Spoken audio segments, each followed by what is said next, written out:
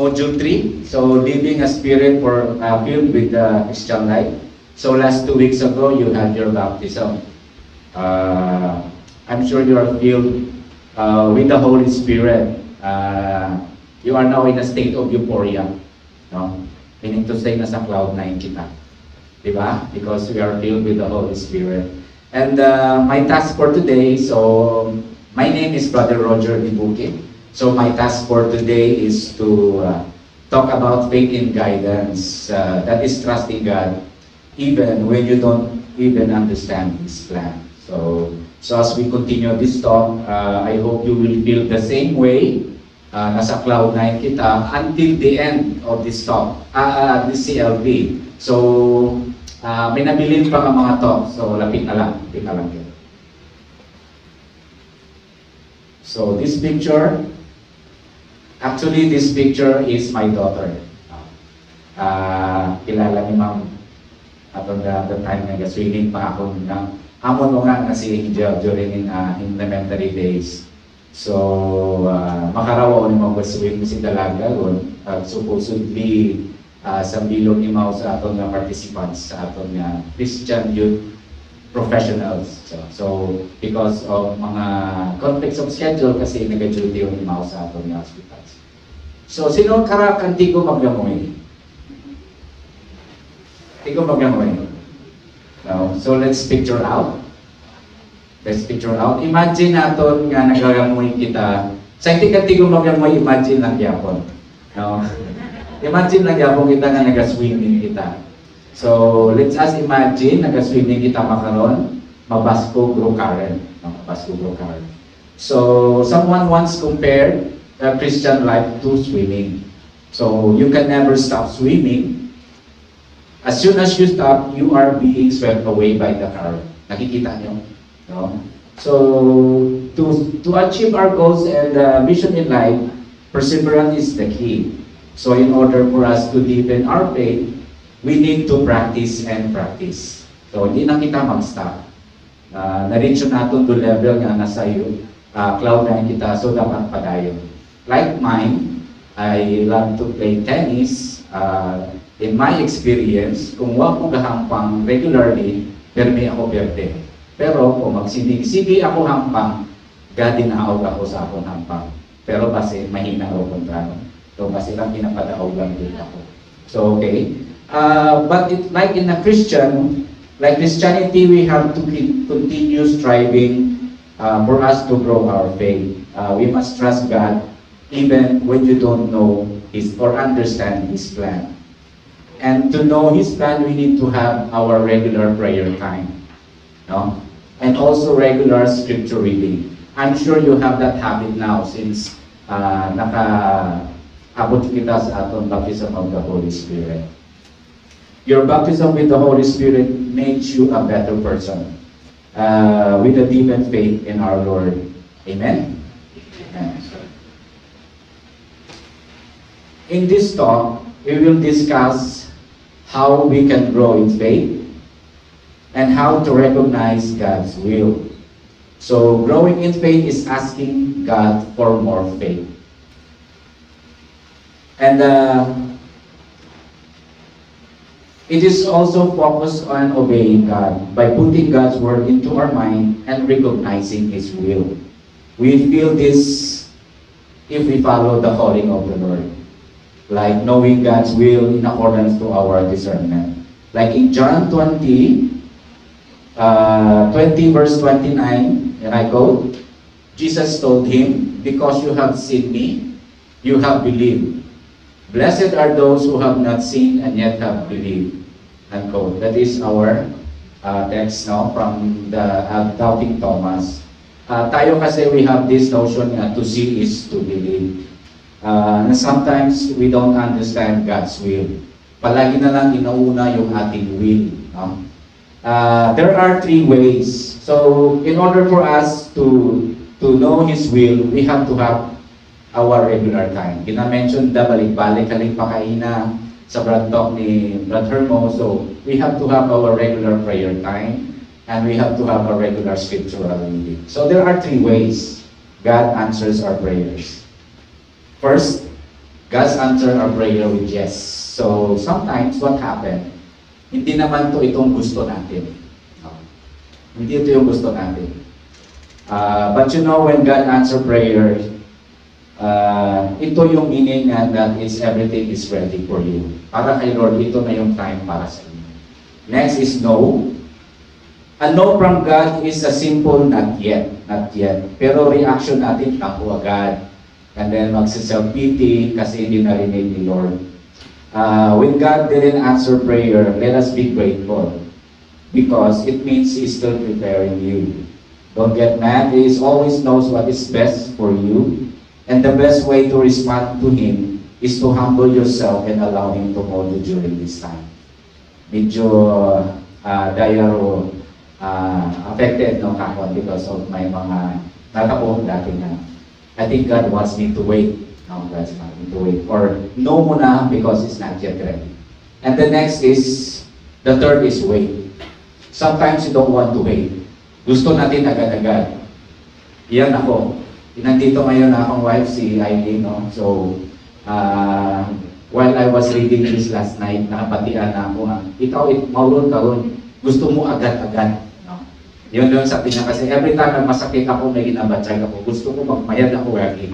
Huwag ko na ilang magbuhat. No? Mayad lang kayo, may mayad akong doctor. No? So, waiting is a long process. But at the end of the day, everything will be worth it. So, trust that there is a purpose behind the delay.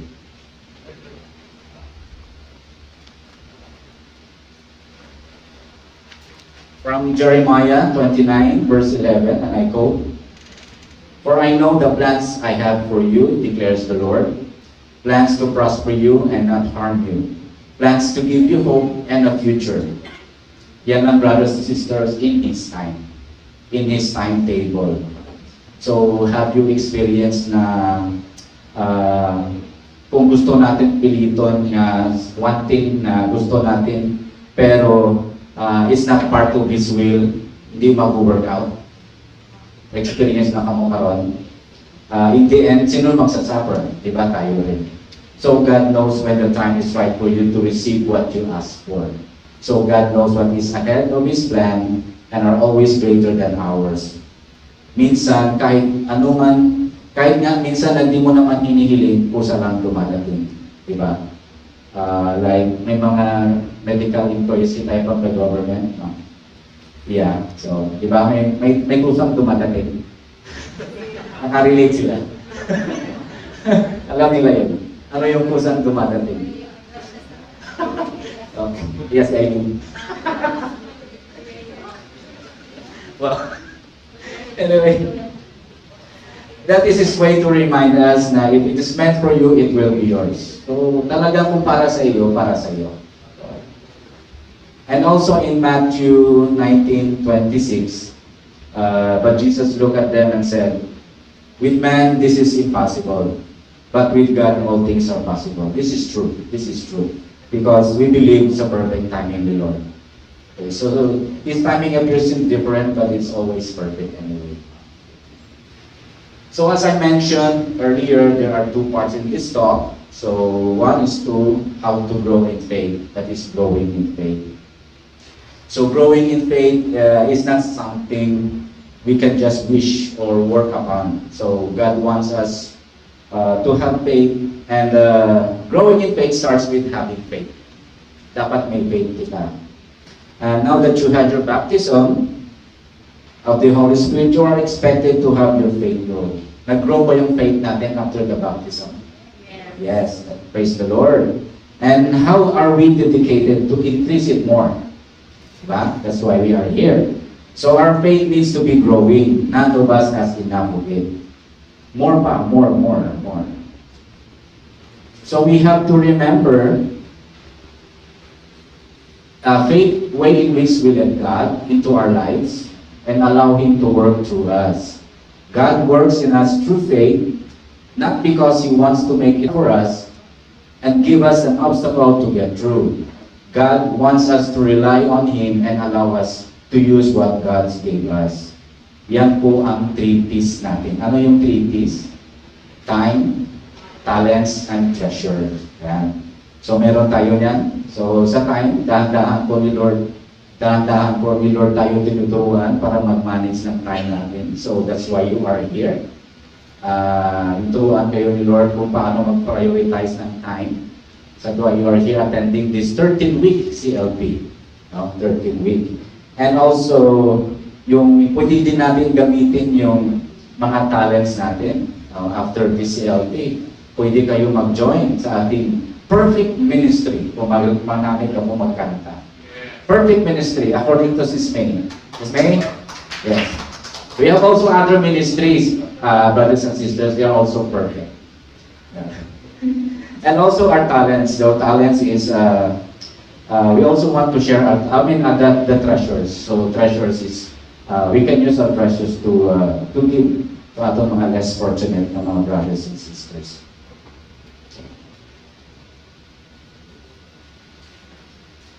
So, we have to remember that faith, also the Lord wants us to have an expectant faith. So what is expectant faith? Expectant faith is something you know will happen and something you foresee that will happen to you. Do you have this expectant faith? Diba? Yung katong mga bata-bata pakita sa eskwela pa, nakita natong crush, atong nasawa o makaroon. Diba expectant faith yun? You will know that something will happen to you. Mag-aasawa ka mo. Do you notice that? Now that was expectant faith. You believe. And you don't have doubt that it will happen. You don't have doubt that it will happen. It will happen like magtaya pa sa loto, you don't doubt that it will happen na magkaog ka mo. So it's not the will of God. It is our will. Example is Peter. Remember Peter?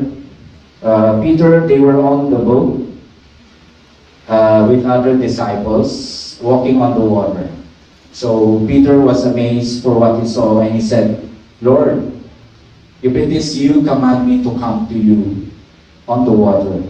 You see what Peter said was expectant faith. Command me to come. As simple as that. And we all know what Jesus did. He made a command. And Peter alighted from the boat and stepped on the water and walks towards Jesus. So Peter expectant faith made him walk towards Jesus because he knew that if he would come to Jesus, he would be able to walk on the water. But when he diverted his focus on the big waves, ano natabo? Nalunod si Peter. Nalunod si Peter. Kasi naghina yung faith niya.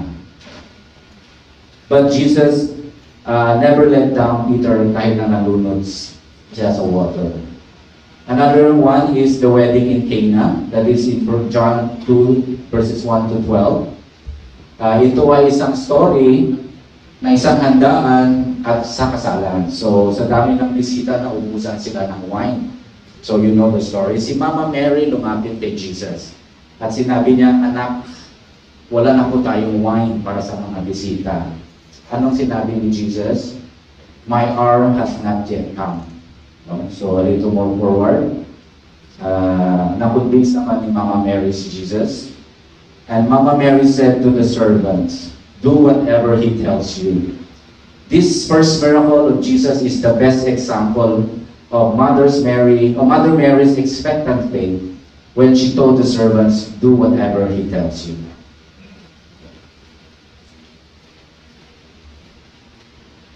So is faith a blind leap? First, what is leap of faith? So, leap of faith is not in the Bible. No? It is an expression or an idiom meaning to believe in something with no evidence for it. To cease to believe, like Doubting Thomas. Or to attempt an endeavor that has little chance of success. So, the leap of faith is for someone who doesn't believe in God. So, patsamba yung imaw, patsamba. And to someone who is undecided. It would seem that believing in God is like taking into a leap into the unknown. So, the blind leap of faith. So, we require proof. But in my line of work sa PHO, kasi this is surveillance is under my care. So we monitor the province of Aklan. So all of the diseases and cases. So every time may ma-receive kami ng mga report like food poisoning, we require proof in order for us to verify. We need evidence. Because if we don't have evidence, we will not continue the investigation. So we need proof. Yan sa aton sa surveillance. But as we followers of Christ, we've been called to a life of faith. We believe that God created the visible world with His invisible power and energy. By faith, kapati ba kamo nga may iwag, nga magbuwa, every time na i-switch natin do mga, i-turn on natin do mga switches. So, by faith, do you believe na rin yung pinapungkuan can hold you? No, di ba? Because of faith. And by faith, we know that there is love, although di mo nakikita ang love, di ba? You know that you love your husband, you love your wife. Nakikita niyo ba yung love? Ba, nakita niyo yung love? Nararamdaman, okay. So God, we accept faith that someone loves us, even though we cannot see our love with our eyes. So God never called anyone to believe Him without giving ample proof that He is worthy of our trust. So we have not had the opportunity to walk with Jesus face to face. But we do have ample proof of His worthiness. So we have historical records of Jesus, His death, His life, and His resurrection. Yan sa Bible, nakikita natin. And we have evidence of God's creative and sustaining hand in the world around us. Tanan na nakikita natin are all done with the exceptional hands of God. Yun lahat ng mga creation. So in Psalms 19 verse 1, the heavens declare the glory of God. The skies proclaim the work of His hand. This is asserting that all creation displays the glory of God. We have faith record, believers down to the ages in Hebrews 11 verse 1. Faith is being sure of what we hope for and asserting of what we do not see. So this passage wants us to live by faith in God. We have testimonies of contemporary believers attesting to the transformation power of the gospel. So St. Paul, di ba? St. Paul is a persecutor during the Christian time with Jesus Christ, but he was converted by Christ. And also during the breakfast sharing, no? Our sharer nag-testify of faith with Jesus Christ. No? By faith, and of course for us, God's working in our life is the best evidence. Diba? All the blessings that we receive is the best evidence of faith. We find impressive lists of men and women in the Bible who took the leap of faith. By faith, Noah obeyed God and built the ark to save his family. By faith, Abraham prepared to sacrifice his son, believing God would provide a lamb. By faith, Moses chose to side with Hebrews rather stay in Egyptian palace. And by faith, Peter stepped on the boat when Jesus invited him to come. So, what do they have in common? They have expectant faith. So they have expectant faith.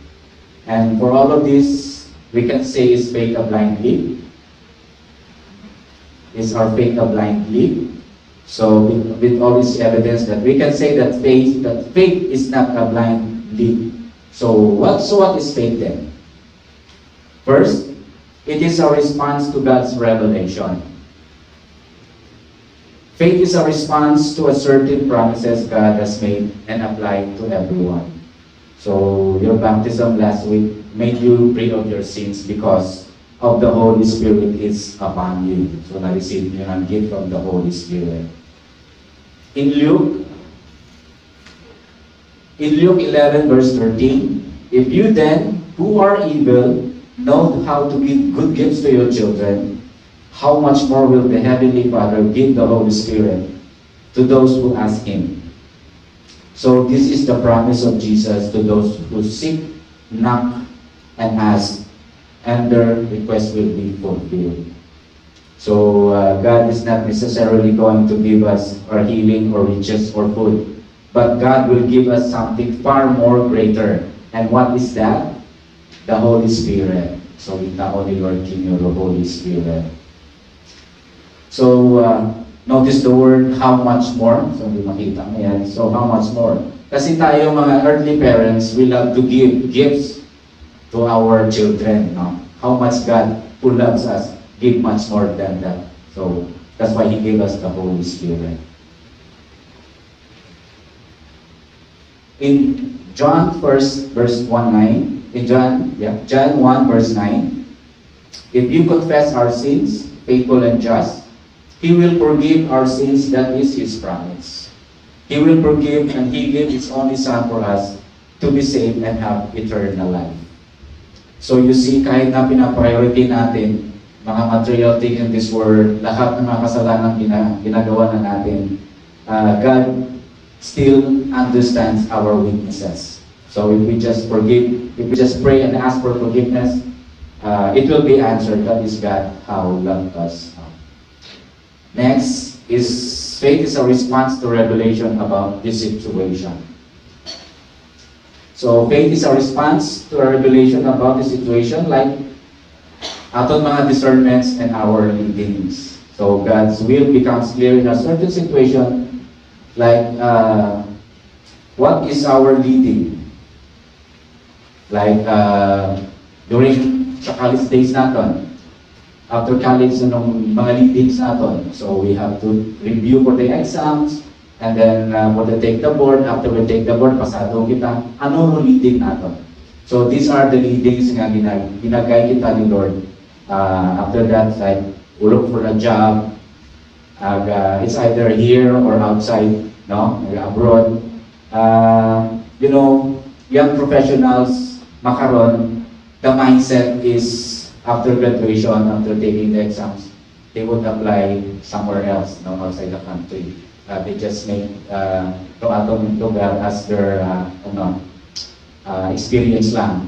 Due to akong daughter, no? Although nga gina-convince naman ni Mao, may planong iba. You see, when I was in college, I wanted to be a doctor. Really, I want to be a doctor. I enrolled in NMAT. My pre-med, classmate kami ni Commander-in-Chief, no? Ibahan kami. Because napuporsi ko I wanted my name to have an MD sa punta. Roger Dibuki, MD. Diba ka namin? Doon to ako natin. But when I took the NMAT, due to entrance exam sa mga medicine, wala ko nakapasa. Wala man ako nag-review because believe ako sa sarili ko. So I have the option to take another exam, but I think the leading of the Lord for me is to find a job. So nag-usoy lang ako itrabaho. But you know, God is good actually. God is good. Kahit hindi ako naging MD, yung pakasawa na ako sa doctor. No, MD, si Dr. Eileen. So, although nga bukod ako doctor magyapon ang pangalan, Roger Dibuki, MD. Bukod lang galing it medical, ng Doctor of Medicine. Mr. It Doctor. So, the MD magyapon. So, that is the leading of the Lord for me. Well,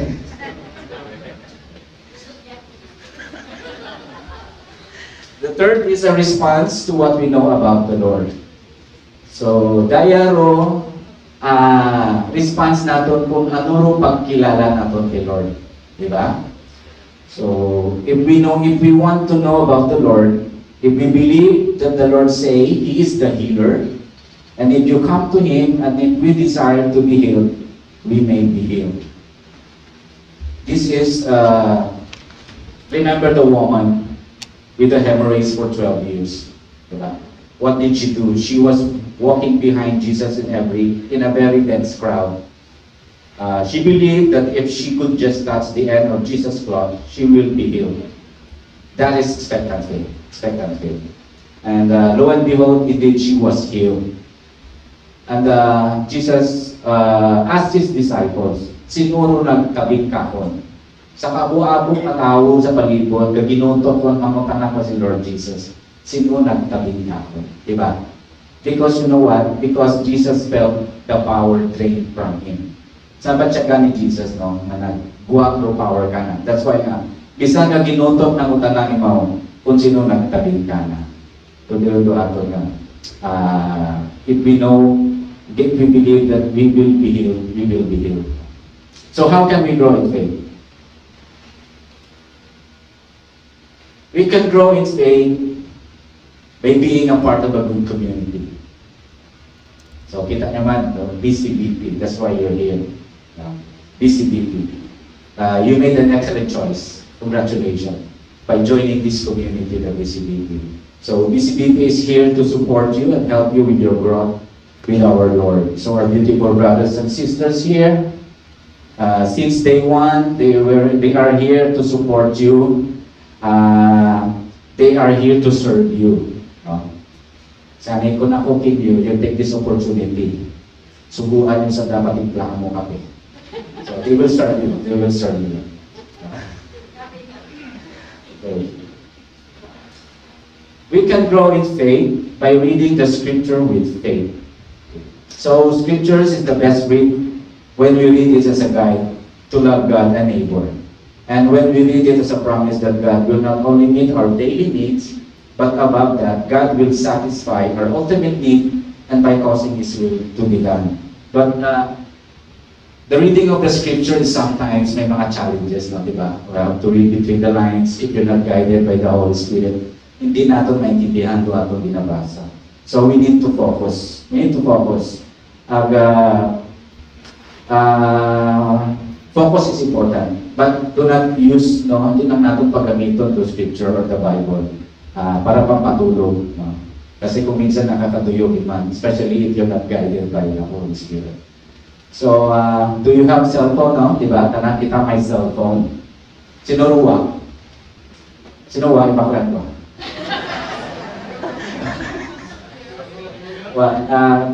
May kwarta sa BCBP, no? Pag-listahan yun doon. So, this cellphone, maabuk nga mabuling it cellphone natin, di ba? But it come at a price. So, it deprive us of our concentration, the mga time na you should be spent quality time to our family. Ano inobra natin? We scroll, we check our messages, we check our messenger, mga IG, Instagram. We scroll some videos, di ba? And then, kung naman, gasaw-saw pa sa TikTok, di ba? So, nadudula ang concentration natin. We spend more time with our cellphone than reading the scriptures. Sa bilog pa ang ginobra natin sa aton nga cellphone is, ang ginobra natin tanan, hopefully tanan, through online shopping, di ba? Nauubos ng budget. O, ako mo nga si Aileen. Ako nung nga si Angel, everyday may delivery. Salamat Shopee. So please, no, it's okay to have a cellphone, but prioritize lang natin. Doon dapat prioritize natin. We read the scripture and apply it what you read, because faith without work is faith dead. So we can grow in faith by reading the books that build faith. So the Bible, start with the Bible. This was discussed earlier by Brother Hermono about the Bible. If we follow Jesus, there will be challenges, right? May mga challenges. To grow in faith, we need to talk to Jesus. How do we talk to Jesus? Through prayer, diba? And we also need to let God talk to you. That is, through the reading of the scripture or the Bible. Okay. I met across this one when I was browsing the internet. This might help you or inspire you, because when I saw this video na nakatouch ka about reading the Bible. So according to Smart All Youth, read the Bible at a chosen time each day. Read the Bible while you may. Do not start until you pray. Ask, what does this passage say? Look for Him who is the way. Find a lesson for today. Pray once more. and go your way. Di ba manami? So, that's according to Stuart Oliver. Next is we can grow in faith practicing, praying, and acting in faith. So, we encourage you to develop a prayer time. So, according sa aton commitment card, we have to at least 15 minutes. No? 15 minutes. You can do it inside your room in a quiet time together with your husband or your wife, or you can do it alone. First, you have to talk. You talk to Him, honor Him, bring your concerns to the Lord, pray for your family, and then your finances. Everything what's on your mind. And do not be afraid or ashamed to raise your hands. You have this talk, right? With Brother Jojo, the raising and praising of hands, which I know naka-develop continue, no? So, let's not be ashamed, especially prayer in tongues. I think may naka-receive it gifts of tongue. Yakato na may naka-receive. I think may una. Nahuyan lang siguro. Yes, yes. Be grateful because bihira lang maka-receive. Bihira lang maka-receive ng gifts of tongues. So, you must be grateful. So, hindi kita mahuya, i-praise mo kay Lord ay pabalik-balik. Praise the Lord, praise the Lord. So, if that's way of praying and raising your hands, nobody will care. Nobody will care as long your prayer, your praising, your acting in faith is your doing to communicate with the Lord. So, sige yun ang natin. It's also helpful to have a notebook or mga journal, no? In order for us to write down everything you need sa prayer mo, your petitions.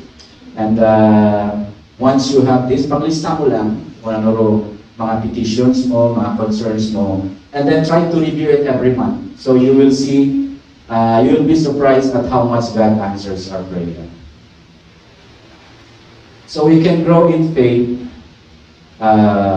pray for more faith even in trials. Dito po tayo tinitest ni Lord. No? Claim what you pray.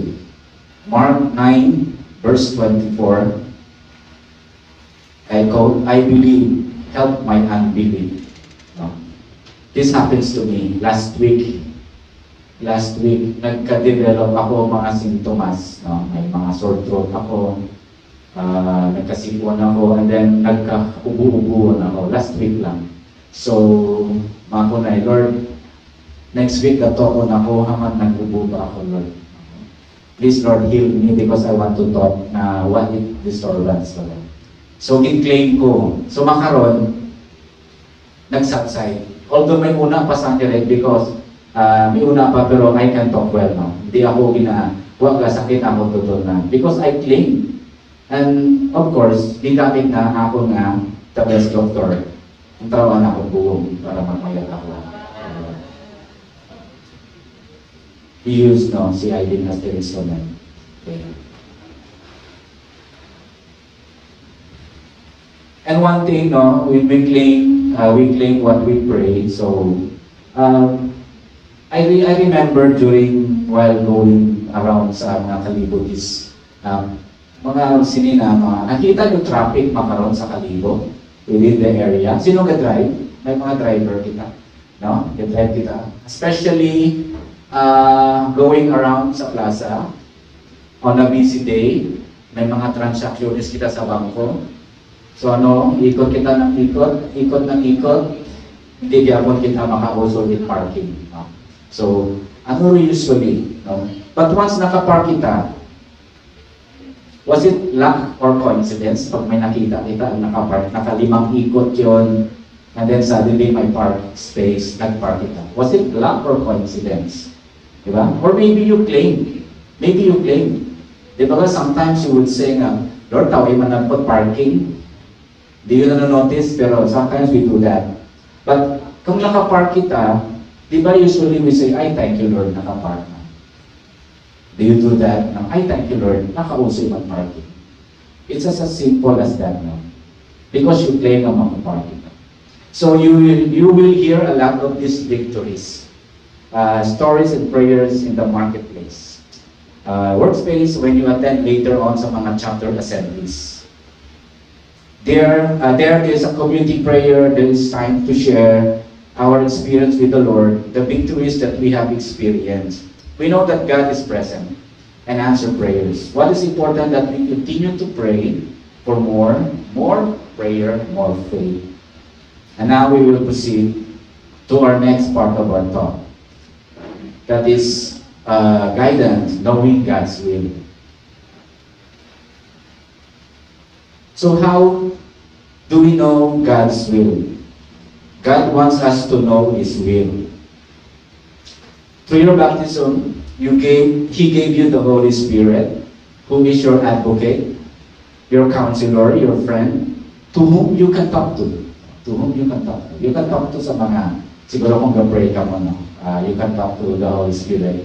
Huwag lang ka mo mag-talk kung itikam ka mo sa kalsada, itili ka, kahinamba ka mo, no? Basta mapagkamalan ka mo, iba, no? Lagi pick up ka mo. So, you talk to the Holy Spirit sa inyong prayer time. So in John 14, John 14 verse 18, I will not let you orphan.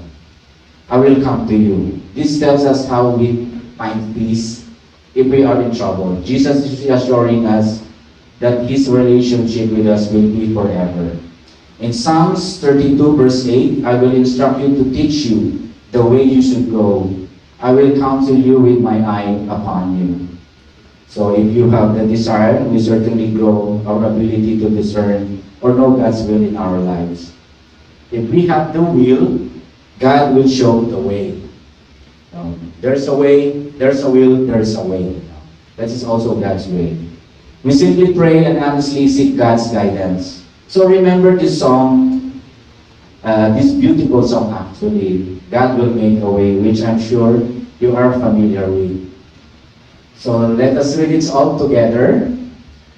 Okay, God will make a way where there seems to be no way. He works in ways we cannot see. He will make a way for me. He will be my guide, hold me closely to His side. With love and strength for each new day, He will make a way. He will make a way. Doon mo ito pagkanta, di ba? Sa makanta. Music ministry, pa ito ka ganyan.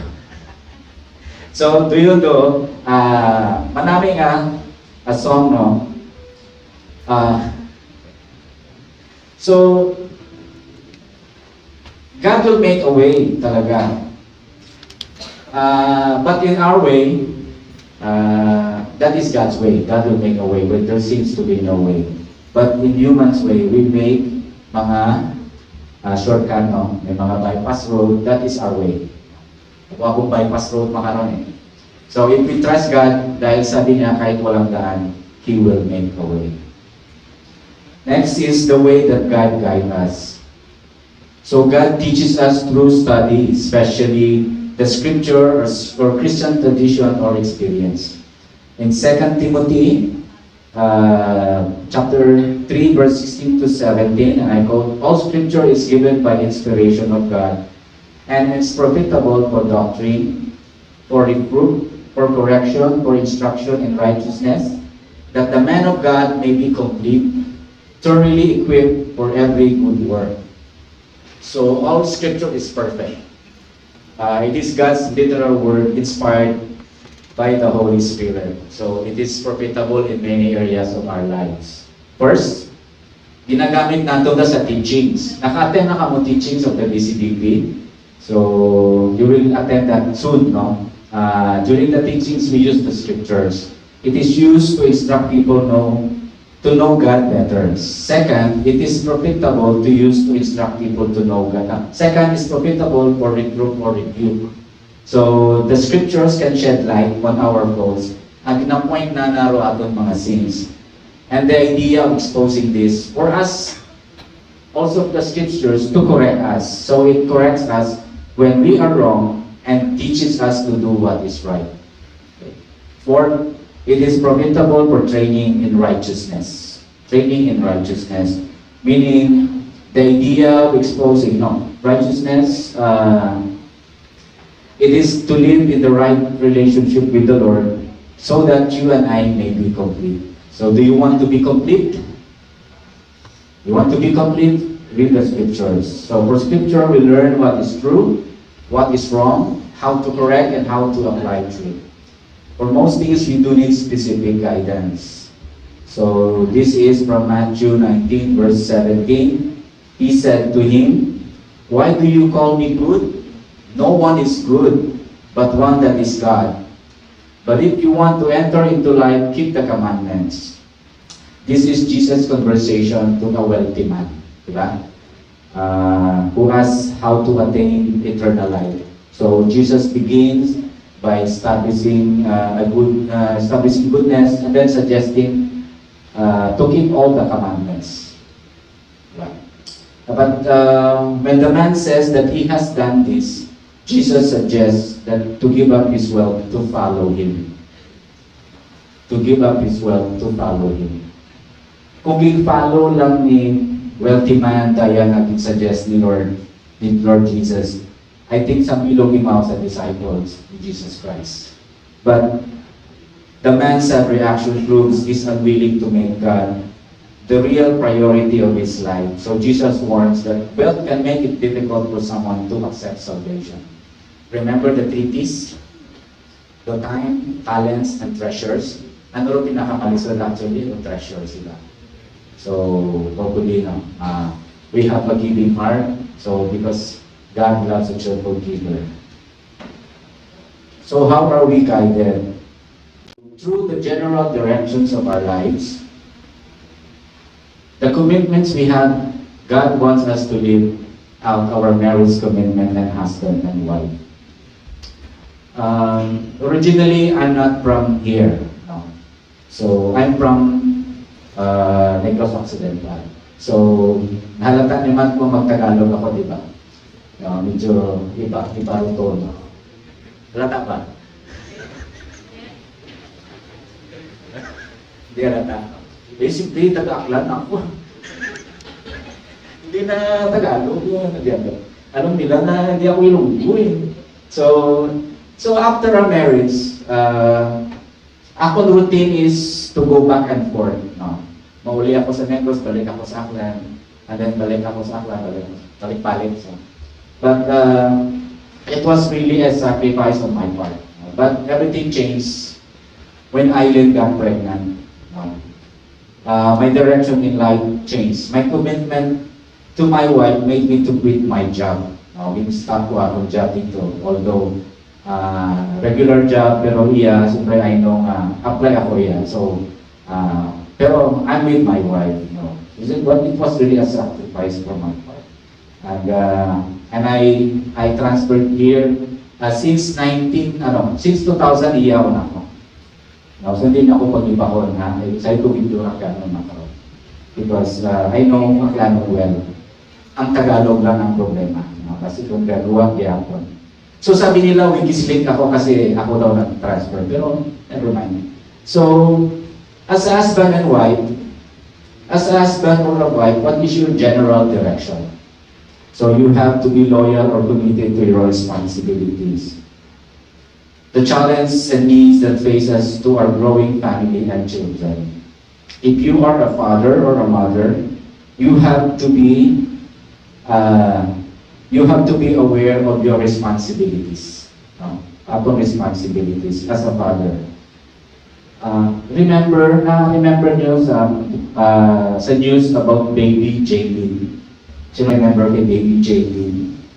Yung sa US, the 4-year-old ba yun? Na iniwanan ng kanyang mama. Si mama na nag-adto sa Puerto Rico, iniwanan na si baby Jaylin sa nagbagay, wat ibahan. So how responsible, no? Nalong klase ng mother.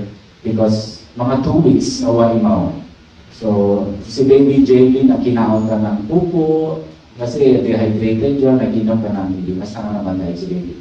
So that's how irresponsible ibang mga parents, no? And the sad reality, it was really a sad reality. And new generation parents now, let's not generalize now. It's bad to generalize. May una lang ng mga new generation parents are turning mobile phones to pacify their kids, especially during Mass. Because one occasion, while I was attending Mass together with Eileen and my daughter, Angel, hindi ako matangis. So, we saw this mother with a 3 or 4-year-old daughter. Excuse me. Ako gatangis Pero sakit na lang sila. So bear with me. So we saw this mother with a 3 or 4-year-old daughter nga ginpagamit na naro cellphone na gatanaw sa gait, pinatanaw na ro na mga movie while the Mass is going on. So I'm sure this bright mother just to pacify or to make magbehave ka ng unga sa simbahan, which really shook my head. So, let us consider that we let our children feel the importance of attending Mass together as family. Diba? The family that prays together stays together. So, we parents see to it nga atong mga unga learns to behave. So, we have to set rules. Whatever their age, we have to set rules when using cell phones and on social media. Diba, no effective cellphone nga ra, sobrahan yung gamit mga unga, may mga psychological effect ra. So, may muna nga andang sleep pattern, ma-disturb. And then, may mga violent aggressions and mga behavior. May mga parents gahambang my kids, may mga ako nga may admire sa mga gadget. I'm very proud of mga parents. But do they know how to do household chores? Mga nga mayad sa mga gadgets, pero hindi man nagtigo siguro magulat sa bagay. Hindi nga siguro nagtiguhan mag-ayos ang bed, pagpuntaw na. So this is a shout out sa aton ng mga CYP. May mga single mga natin CYP, so dahan-dahan natin doon. Atong paggamit. Kung in case mga umahon ka mo, they have expectancy cake, may mga boyfriend, girlfriend ka mo sa mga CYP natin. Wow. Anyway. Okay. Guidance. Guidance can also be discern the challenges that we face in our daily lives. What does it mean? What our concerns? Sa aton profession, sa our business, and sa mga professionals, and also sa family. I'd like to share another one. Okay lang ba? Mag-share ako? Sige. May mga gusto ko lang i-share kasi it could be helpful also sa inyong mga guidance. My son, ako nung nga lalaki, ako nung nga galit, bukod lang ako niya,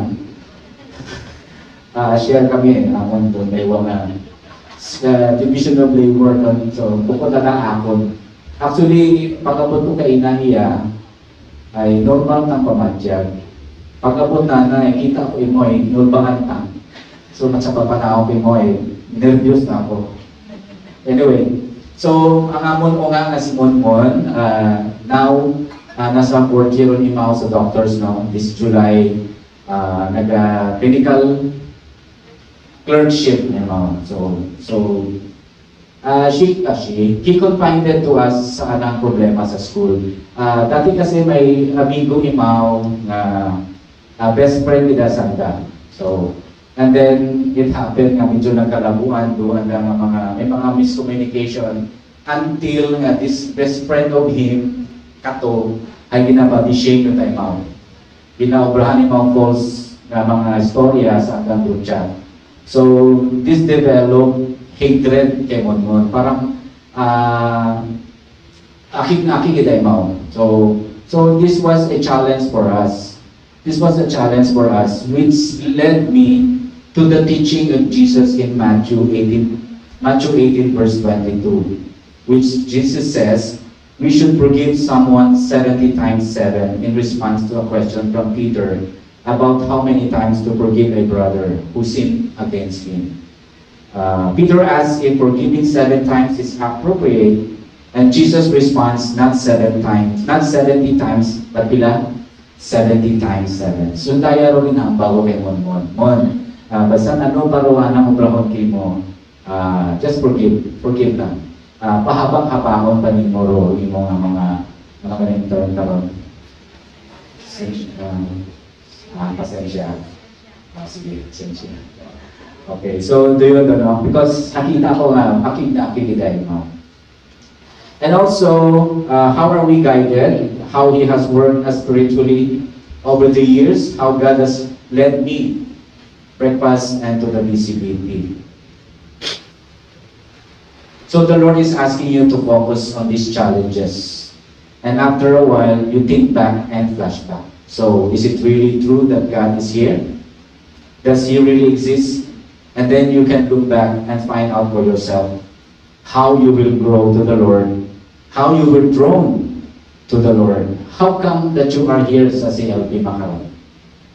Naka-flashback ka mo? Did someone invited you? May nag-invite ba mo? Or did you come here at your own free will? Or did someone twist your arm? May nagbira pa kinyo alima? O may nag-threat kinyo? May nag-threat ba kung di ka mag-attend selfie? Imuutang sa okton ko. So kung nag-attend ka selfie, wak ka umutang. Wak matanong. So, yun doon. So kayo, ano na storya nyo? It is God's guidance that you are now undergoing this CLP. No? It started with your first attendance to the breakfast fellowship through your sponsor. Together, we pray that we sustain and be fruitful in our mission to be Christ and win for Him our respective marketplaces. So remember, you are here because God invited you to be here. This is not a coincidence. Huwag may nag-twist in your arms, huwag may nag-threat in you. God invited you to be here. God guided you to be here. So how do I know if I'm hearing God or Satan? So we need to pray for discernment. Is it God's way or my way?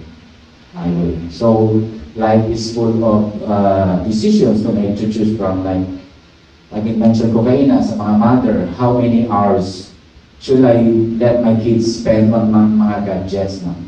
So okay lang ba nga mag-miss ako at work? Kasi kabili, nagpuwaw ako eh. Nagpuwaw ako in online shopping. So it is okay ba na hindi ako mag-report? So we have the notion about the truth. But how do we know for sure that these are coming from God? Am I hearing God or I'm hearing myself? Worse yet, I'm hearing temptations from Satan disguised as leading of the Holy Spirit. Pag ato sa yes na kao, ikaw litsyon kahit kontraki mo. Anyway, may ano man may buong man. Pag abutin Sabado, mambalikaw hindi na ako mag-attend si LP absent na ako. Anyway, may make-up man So that are mga putik-putik, no? Could be hambalo ni mo at could be from other voice na. So God's voice, here are some guidelines that may help. God's voice is often associated with a sense of peace, clarity, and truth. So it will never contradict mga teachings sa Bible. So that is God's voice. Your voice is usually influenced by your emotions and personal experience. But the enemy's voice, si taning, often leads to confusion, doubt, and fear. And it encourages you to commit sin. So doon ato nga mga guidelines. So if we are confused about whether or not we are hearing God, it is good to pray for wisdom and follow the Holy Spirit's leading. One example is Jonah. Kilala niyo si Jonah? Si Jonah. Okay. He is a prophet. He was told by God to go to Nineveh. So, Nineveh is the oldest and most populous city of the ancient Assyrian Empire, situated on the east bank of Tigris River, and encircled by the modern city of Mosul in Iraq. So, Nineveh.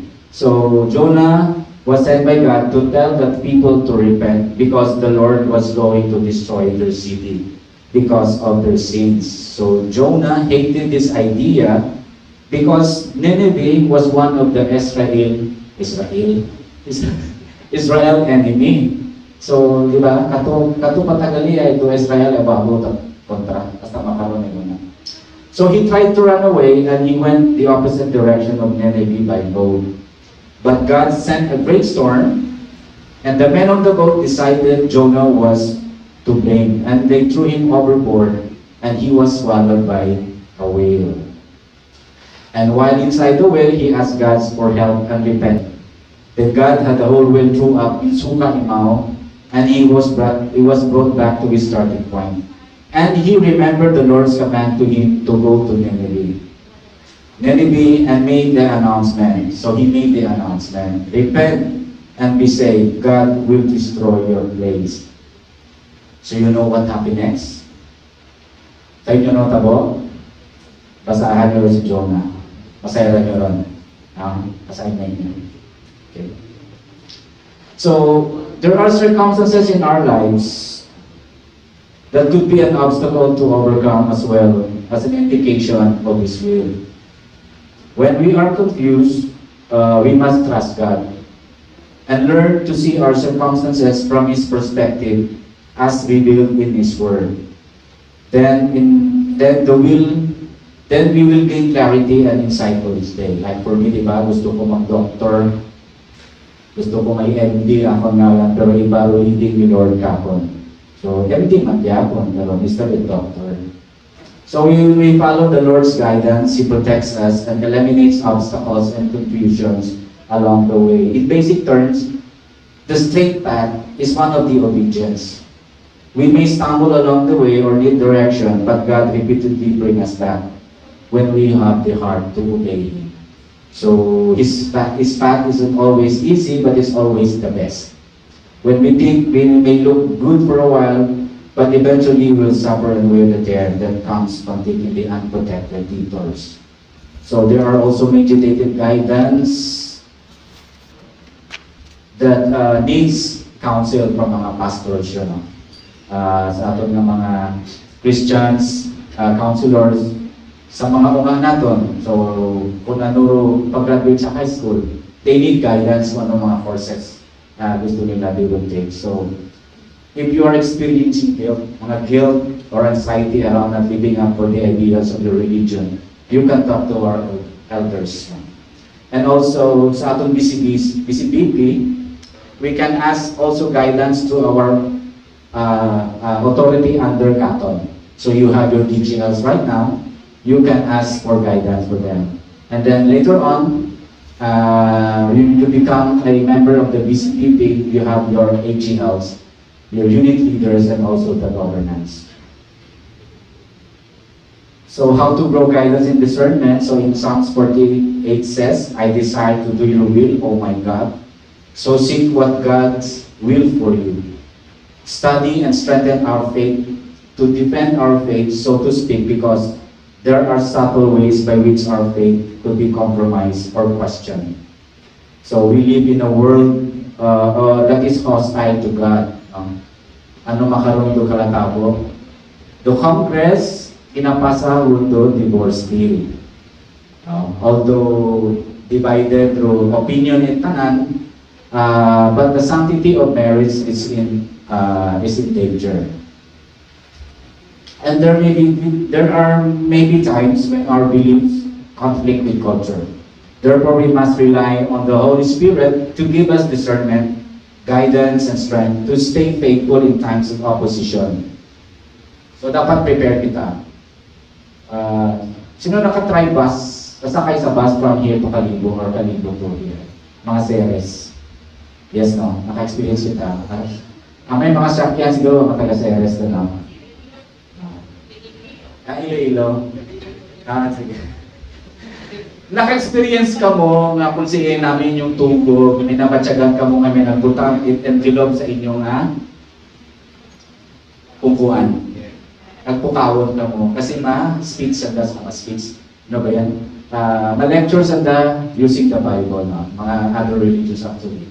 So, it is really good to preach, but it's not, ang against ko lang is we don't use the Bible to collect money. Parang yun ang ginagamit na. So, we must be careful. Kung may muna kita ma-experience andun sa bus, ayaw nila entertain na kasi mag-inaway pa ka mo.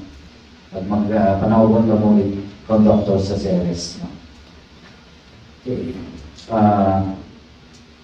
And also, like is mentioned ni Brad Alexis Kena, I was a member of CLB2, a graduate of CLB2. So, anong year CLB2? Oh, meron. Ipatugani ko ang kabukay na CLB2 pa. Anyway, last 10 minutes din, natungdaman ko last 10 minutes. Anyway, I've been here since CLB2. So, every time mag-change the national governance, there are directives. May mga directives na we should follow. No? For example, sa breakfast, dati we put altar on the sa frente, makaroon di pwede. I remember dati ginabawal to sign of the cross during the breakfast. Kasi the breakfast is the venue para sa tanan. No? So hindi pwede. And lately, hindi kita pwede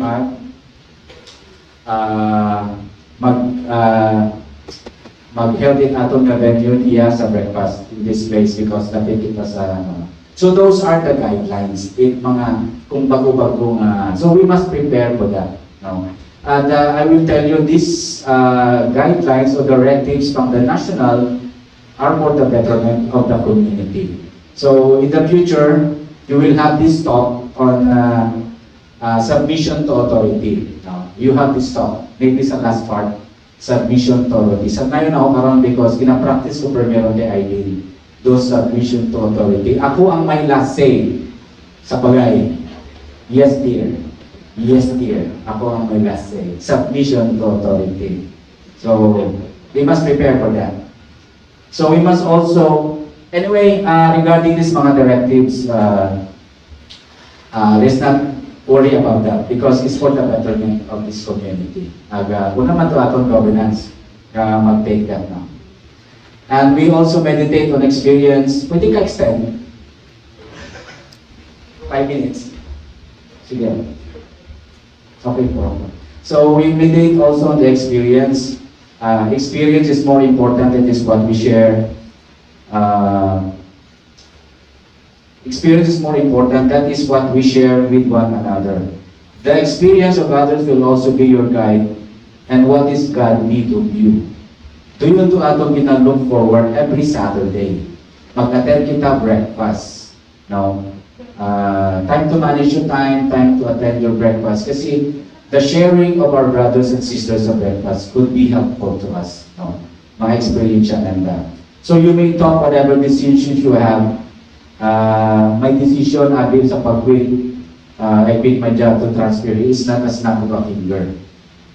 It was not an overnight decision. So we have to talk about circumstances like mga pros and cons.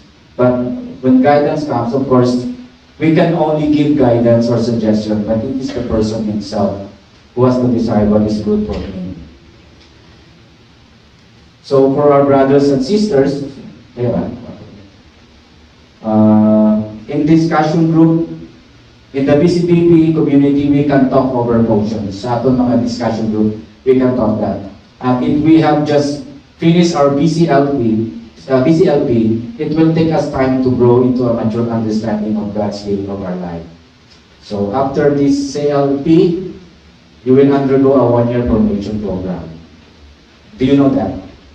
Now, after CLP, may 1-year formation program. So be ready for that. So don't worry. Mga manahiro ato ng mga brothers and sisters. So remember, God has a plan for your life. Remember, God has a plan for your life. But the enemy has also a plan for your life. So be ready for both. Just be wise enough to know which one to battle and which one to embrace. May choice po tayo. So this is according to God's will. So when you love others in a selfish way, when you give your life to your friends, when you help others although nobody sees it, when you persevere although you do not feel enthusiastic, when you help somebody to whom you do not feel attracted, when you feel when you suffer a disadvantage for the sake of others, when you serve others humbly, although they do not thank you. When you continue praying to God, although you do not feel high emotion, that is according to God's will. And this is according to your will. When you feel something unusual, when you feel strong emotions, when you see something unusual, when you notice invisible power works, when something happens which nobody can explain, when a person sees something which others cannot see, when a person speaks in usual way about holy things, when your heart beats fast in excitement, when tears come to your eyes while you are praying. Explain ko para? 10 minutes na lang gano'n. So are you a branch or one true vine? So in John 15:5 says, I am the vine, you are the branches. If you remain in me and I in you, you will bear fruit, you will bear much fruit. Apart from me, you can do nothing. So without me, you can do nothing. If you believe the Lord is real, if you believe in His guidance, if you have faith in Him, if you will accept and realize that without Him, you can do nothing. And for the beautiful part, this is in Mark 11, verse 22 to 24, and I quote, Jesus said, have faith in God. Truly I say to you, if you say to this mountain, get up and throw yourself into the sea, and have no doubt in your heart, but believe that when you say will happen, it will be done for you. Therefore, whatever you ask in prayer, believe that you have received it. It shall be given to you. So in conclusion,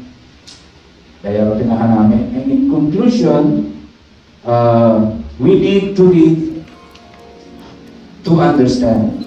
So we need to reflect to meditate. So we need to respond to action and motivated. So time for action.